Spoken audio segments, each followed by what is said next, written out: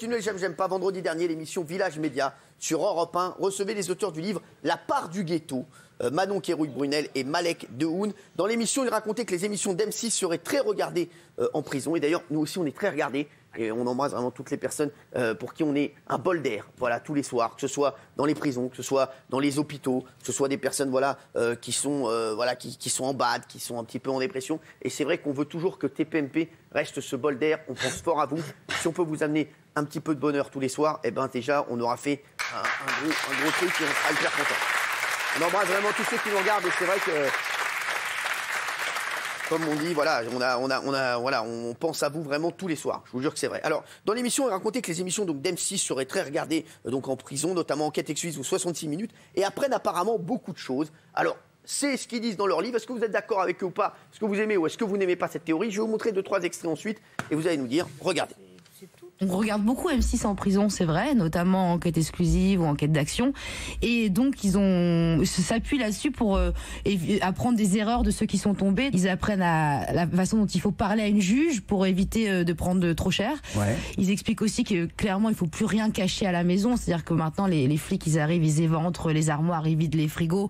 Donc, on ne cache plus la drogue à la maison. Ils ont aussi appris que, en général, les relevés téléphoniques ne remontent pas à plus de 3 mois.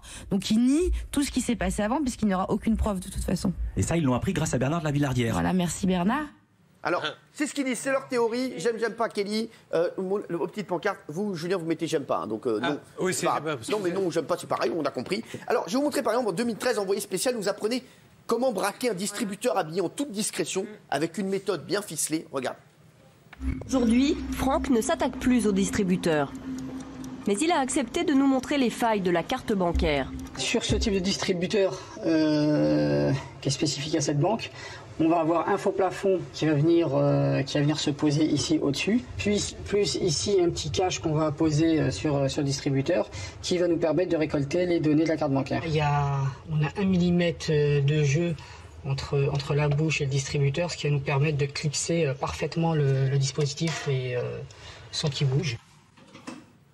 Alors, je vais vous montrer d'autres extraits c'est ensuite. très bien que vous l'ayez montré, parce que moi je me souviens très bien de ce reportage. Il montrait aussi les faux claviers qu'il faut quelques secondes pour mettre. Merci. Et toutes les chaînes le font. C'est sympa pour elle parce que ça fait des Je exercices vous de rappelle mémoire. aussi qu'elle a un truc sur les arbres tout à l'heure. Ce sera en fin d'émission. Pour l'instant. Non, franchement, mais qui là, en ayant vu cet extrait dans les minutes qui suivent, aller chercher une lime mesurée? C'est ridicule. Depuis la nuit des temps, il y a des reportages comme ça. Voilà, celui qui veut, il se renseigne dans la rue, mais il n'a pas besoin d'un reportage. Donc vous n'êtes pas d'accord avec eux? Mais bien sûr que je ne suis pas d'accord. Par contre, nous, on est beaucoup plus prudents en voyant ça, en voyant les méthodes, en se disant bon, j'ai vu ça, je vais faire attention, quoi. Il fait un petit coucou à son fils Tommy à qui on fait il est agité, il veut me voir. Tout à l'heure, mignon, je viens tout à l'heure.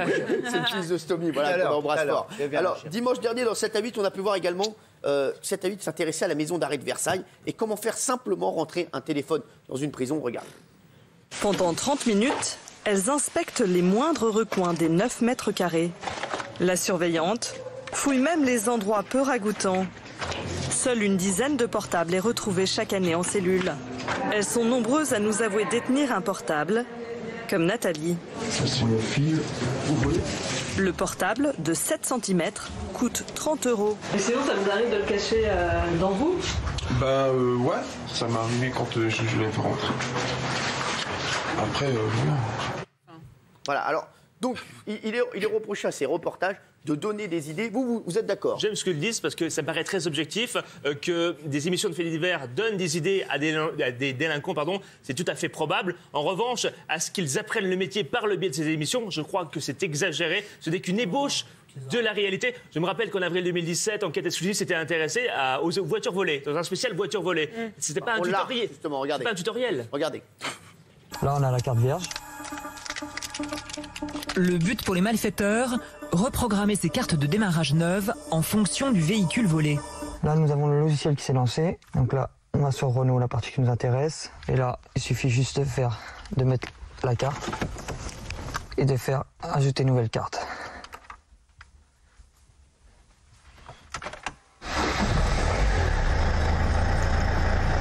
Le volant est débloqué.